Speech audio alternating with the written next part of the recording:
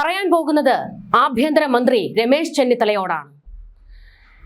VD. Satheesan സർക്കാരിൽ ഏറ്റവും മികച്ച വകുപ്പ് ഏതാണ്, മികച്ച മന്ത്രി ആരാണ് എന്ന് ചോദിച്ചാൽ അതിനൊരൊറ്റ ഉത്തരമേ മലയാളികൾക്ക് പറയാനുള്ളൂ. ആഭ്യന്തര വകുപ്പും അത് രമേശ് ചെന്നിത്തലയും. മികച്ച രീതിയിലാണ് ആ വകുപ്പ് പോയിക്കൊണ്ടിരിക്കുന്നത്. എന്നാൽ അതിന് കളങ്കം വരുത്തുന്ന രീതിയിൽ ഒരു കൂട്ടം പോലീസ് ഉദ്യോഗസ്ഥർ സേനയിലുണ്ട്. ഈ ക്രിമിനൽ പോലീസുകാർക്കെതിരെ നടപടിയെടുക്കാൻ ആഭ്യന്തര മന്ത്രി തയ്യാറാകണം. പിണറായി വിജയന്റെ 10 വർഷക്കാലത്ത് നെറികെട്ട ഒരു കൂട്ടമായി പോലീസിലെ ഒരു കൂട്ടം ക്രിമിനൽ പോലീസുകാർ മാറിയിരുന്നു. അതേ രീതിയിലേക്കാണ് രമേശ് ചെന്നിത്തലയുടെ നേതൃത്വത്തിലും പോലീസ് മുന്നോട്ട് പോകുന്നതെങ്കിൽ ജനം പ്രതികരിച്ച് രംഗത്തേക്ക് വരും. ആഭ്യന്തര വകുപ്പിനെതിരെ, പോലീസിനെതിരെ വലിയ രീതിയിലുള്ള വിമർശനങ്ങൾ ഇപ്പോൾ ഉയർന്നു വരികയാണ്. ചില ഉദ്യോഗസ്ഥർ കാക്കിയിട്ട് കഴിഞ്ഞാൽ അവർ കാട്ടാളന്മാരായി മാറുകയാണ്. ജനങ്ങളുടെ ജീവനും സ്വത്തിനും സംരക്ഷണം ഒരുക്കേണ്ടവർ വേട്ടക്കാരായാൽ എന്തായിരിക്കും സ്ഥിതി? കുതിര കയറുന്നതും നെഞ്ചത്തോട്ട് ചെന്ന് കയറാൻ പോകുന്നതും സാധാരണക്കാരന്റെ മെക്കിട്ടാണ്. പ്രിവിലേജ് ഉള്ളവനെ ഒന്നും ഈ കാക്കിയിട്ട ഗുണ്ടകൾ തൊടില്ല. എല്ലാ പോലീസുകാരെയും അല്ല, സേനയിലെ ഒരു കൂട്ടം പോലീസുകാരെ കുറിച്ചാണ് ഈ പറയുന്നത്. എന്നാൽ ഏമാന്മാർ ഒന്ന് ഓർക്കുക, ഈ ഗുണ്ടായിസം കാണിക്കുന്ന ഏമാന്മാരോടാണ്. പണ്ടത്തെ കാലമൊന്നുമല്ല. അതായത് പണ്ട് ട്രൗസർ ഇട്ട കുട്ടമ്പിള്ള പോലീസുമാരുണ്ടായിരുന്നല്ലോ, അവരുടെ ഈർക്കിൽ പ്രയോഗവും ലോക്കപ്പ് മർദ്ദനവും ഉരുട്ടുന്ന രീതിയും ഒക്കെ വലിയ ചർച്ചയായിരുന്നു. എന്നാൽ ഇന്നത്തെ കാലത്ത് അതൊന്നും വില പോകില്ല. സോഷ്യൽ മീഡിയ ഒക്കെ ഉള്ള കാലമാണ് സാറുമാരെ.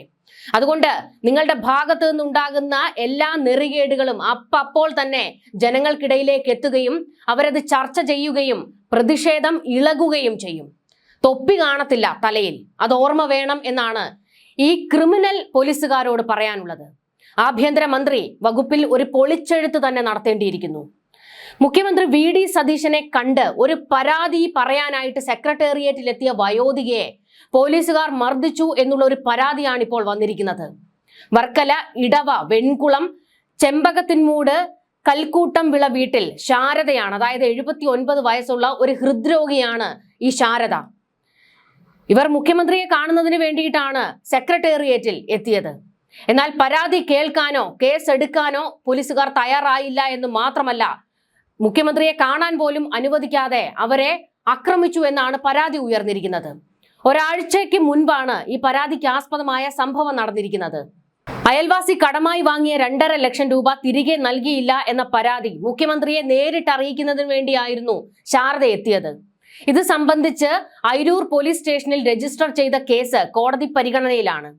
ആദ്യ സന്ദർശനത്തിൽ പരാതി സ്വീകരിച്ച മുഖ്യമന്ത്രി 2 ദിവസം കഴിഞ്ഞ് വീണ്ടും വരാൻ നിർദ്ദേശിച്ചുവെന്നും എന്നാൽ വീണ്ടും എത്തിയപ്പോൾ പോലീസ് അകത്തേക്ക് കടത്തിവിട്ടില്ല എന്നാണ് ശാരദ ആരോപിക്കുന്നത്. വനിതാ പോലീസുകാർ ഉൾപ്പെടെയുള്ള ഉദ്യോഗസ്ഥർ പ്രവേശനം നിഷേധിച്ചതായിട്ട് ഇവർ പറയുന്നുണ്ട്. മുഖ്യമന്ത്രിയെ കണ്ട ശേഷം മാത്രമേ മടങ്ങുകയുള്ളൂ എന്നറിയിച്ചതോടെ 5 വനിതാ പോലീസുകാരും 3 സിവിൽ പോലീസ് ഉദ്യോഗസ്ഥരും ചേർന്ന് തന്നെ ബലമായി ഉയർത്തി പോലീസ് ജീപ്പിലേക്ക് മാറ്റിയെന്നാണ് ശാരദയുടെ പരാതി. ഇതിനിടെ മുഖം ഇടിച്ചു വീഴുകയും ചെയ്തു എന്ന് ശാരദ പറയുന്നു. കൈകൾക്കും കാലുകൾക്കും മുഖത്തും പരിക്കേറ്റതായിട്ടാണ് ആരോപിക്കുന്നത്.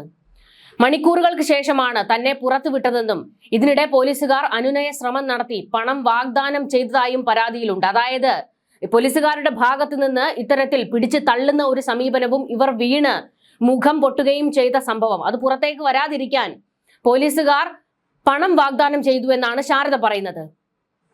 വർക്കല താലൂക്ക് ആശുപത്രിയിലാണ് ശാരദ ചികിത്സ തേടിയത്.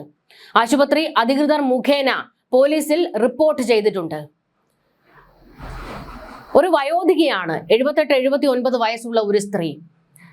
അവരൊരു ഹൃദ്രോഗിയും കൂടിയാണ്. അങ്ങനെയുള്ള ഒരാളോടാണ് ഇത്തരത്തിൽ, ഒരു വനിതയാണ്, ഒരു മുതിർന്ന ആളാണ് എന്നുള്ള പരിഗണന പോലും കൊടുക്കാതെ പോലീസുകാർ ഇത്തരത്തിൽ പെരുമാറിയിട്ടുണ്ടെങ്കിൽ അതിൽ അന്വേഷണം വേണം എന്നുള്ളതാണ് പറയാനുള്ളത്.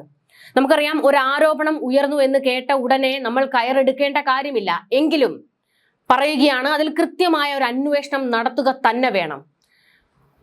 പോലീസുകാർ കുറ്റം ചെയ്തിട്ടുണ്ടെങ്കിൽ അവർക്കെതിരെ നടപടി എടുത്തേ മതിയാകൂ. ആഭ്യന്തര വകുപ്പ് മന്ത്രിയോടാണ് ഇത് ആവശ്യപ്പെടുന്നത്. കാരണം കഴിഞ്ഞ 10 വർഷക്കാലത്ത് പിണറായി വിജയൻ സർക്കാരിന് പറ്റിയ പിഴവുകൾ ഈ സർക്കാരിന് പറ്റരുത്. പറ്റിക്കഴിഞ്ഞാൽ ജനങ്ങളോട് സർക്കാർ മറുപടി പറയേണ്ടി വരും. കാരണം 5 വർഷം കഴിഞ്ഞ് വീണ്ടും നിങ്ങൾക്ക് ജനങ്ങൾക്കിടയിലേക്ക് ഇറങ്ങണമല്ലോ. അതുകൊണ്ട് ജനങ്ങളെ ഉപദ്രവിക്കുന്നവരായി പോലീസുകാർ മാറരുത്. ജനമൈത്രി പോലീസ് ആണല്ലോ, ജനമൈത്രി പോലീസ് എന്നാണല്ലോ ബോർഡ് കെട്ടി തൂക്കിയിട്ടിരിക്കുന്നത്. പക്ഷേ ഇടിയൻ പോലീസുമാരായി ഒരു കൂട്ടർ മാറുന്നതാണ് നമ്മൾ കണ്ടുകൊണ്ടിരിക്കുന്നത്. കഴിഞ്ഞ ദിവസം കേരളം ഞെട്ടുന്ന ഒരു ഓഡിയോ ക്ലിപ്പ് പുറത്തു വന്നിരുന്നു. സോഷ്യൽ മീഡിയയിൽ ആ ക്ലിപ്പ് ഇപ്പോൾ വൈറലാണ്. അതായത് ഒരു പോലീസ് ഉദ്യോഗസ്ഥൻ തന്റെ പിതാവിനെ മർദ്ദിച്ചു, ലോക്കപ്പിലിട്ട് ക്രൂരമായി, പോലീസ് ജീപ്പിലിട്ട് ക്രൂരമായി മർദ്ദിച്ചു. തുടർന്ന് അദ്ദേഹം അവശനാകുകയും മരണപ്പെടുകയും ചെയ്തു. ആ സംഭവത്തിൽ ആ പോലീസുകാരനെ വിളിച്ച് ആ മരണപ്പെട്ട ആളുടെ മകൾ നെഞ്ചുപൊട്ടി ചില കാര്യങ്ങൾ ചോദിക്കുന്നതിന്റെ ഓഡിയോ ക്ലിപ്പാണ് പുറത്തു വന്നിരിക്കുന്നത്. ആ പോലീസുകാർക്കെതിരെ എന്തെങ്കിലും ഒരു അന്വേഷണത്തിന് ആഭ്യന്തര വകുപ്പ് ഇതുവരെ തയ്യാറായിട്ടുണ്ടോ? കുണ്ടറയിൽ പോലീസ് കസ്റ്റഡിയിലെടുത്ത് വിട്ടയച്ച പെരുമ്പുഴ സ്വദേശി സിയാദ് ആശുപത്രിയിൽ ചികിത്സയിലിരിക്കെ മരിച്ച സംഭവത്തിലായിരുന്നു പോലീസിനെ പൂർണ്ണമായും പ്രതിക്കൂട്ടിലാക്കുന്ന ശബ്ദരേഖ പുറത്തു വന്നിരിക്കുന്നത്. കസ്റ്റഡിയിൽ ക്രൂരമർദ്ദനത്തിനിരയായി മരണപ്പെട്ട സിയാദിന്റെ മകൾ ആരോപണ വിധേയനായ പോലീസുകാരനുമായി നടത്തിയ ഫോൺ സംഭാഷണത്തിന്റെ ഓഡിയോ പുറത്തു വന്നതോടെ ആഭ്യന്തര വകുപ്പ് ഇപ്പോൾ പ്രതിക്കൂട്ടിലാണ്. സിയാദിന് കടുത്ത ആരോഗ്യ പ്രശ്നങ്ങൾ ഉള്ള കാര്യം മുൻകൂട്ടി അറിയിച്ചിട്ടും പോലീസ് മൃഗീയമായി മർദ്ദിക്കുകയായിരുന്നുവെന്ന് മകൾ പറയുന്നു.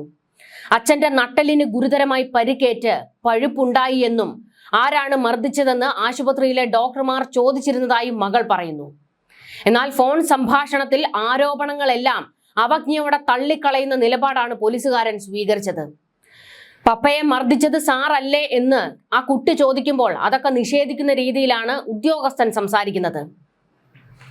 ജൂൺ 16 രാത്രിയിലാണ് അയൽവാസിയായ 13-കാരനെ കാണാനില്ല എന്ന പരാതിയുടെ പേരിൽ കുണ്ടറ പോലീസ് സിയാദിനെ വീട്ടിൽ നിന്ന് കസ്റ്റഡിയിലെടുത്തത്. അസുഖബാധിതനായ സിയാദ് മരുന്ന് കഴിച്ചുറങ്ങാൻ കിടക്കുമ്പോഴായിരുന്നു പോലീസിന്റെ ഈ നടപടി. സ്റ്റേഷനിലേക്ക് കൊണ്ടുപോകുന്ന വഴിയിലും കസ്റ്റഡിയിലും വെച്ച് SI അതുൽ, കോൺസ്റ്റബിൾ ശ്രീജിത്ത് എന്നിവർ ചേർന്ന് ക്രൂരമായി മർദ്ദിച്ചു എന്നാണ് കുടുംബം പരാതിപ്പെട്ടിരിക്കുന്നത്. അടുത്ത ദിവസം രാവിലെ കാണാതായ കുട്ടി തിരിച്ചെത്തിയതോടെയാണ് സിയാദിനെ പോലീസ് വിട്ടയച്ചത്. എന്നാൽ മർദ്ദനമേറ്റ അവശനായ സിയാദിനെ വാരിയെല്ലുകൾ തകർന്ന് ഇൻഫെക്ഷനായ നിലയിൽ കൊല്ലം ജില്ലാ ആശുപത്രിയിലും തുടർന്ന് തിരുവനന്തപുരം മെഡിക്കൽ കോളേജ് ആശുപത്രിയിലും പ്രവേശിപ്പിച്ചുവെങ്കിലും ജീവൻ രക്ഷിക്കാൻ കഴിഞ്ഞില്ല. ജീപ്പിൽ കയറ്റിയത് മുതൽ സിയാദിന് ക്രൂരമായ മർദ്ദനമാണ് നേരിടേണ്ടി വന്നതെന്ന് ഭാര്യയും സാക്ഷ്യപ്പെടുത്തുന്നു. സിയാദിന്റെ കസ്റ്റഡി മരണത്തിൽ കുറ്റക്കാരായ പോലീസ് ഉദ്യോഗസ്ഥർക്കെതിരെ സർക്കാർ കർശന നടപടി സ്വീകരിക്കണമെന്ന് പ്രതിപക്ഷ നേതാവ് പിണറായി വിജയൻ ആവശ്യപ്പെട്ടിരുന്നു. സംഭവത്തിൽ ഉൾപ്പെട്ട മുഴുവൻ കുറ്റവാളികളെയും ഉടൻ നിയമത്തിന് മുന്നിൽ കൊണ്ടുവരണം എന്ന ആവശ്യമാണ് ഇതോടെ ശക്തമായിരിക്കുന്നത്.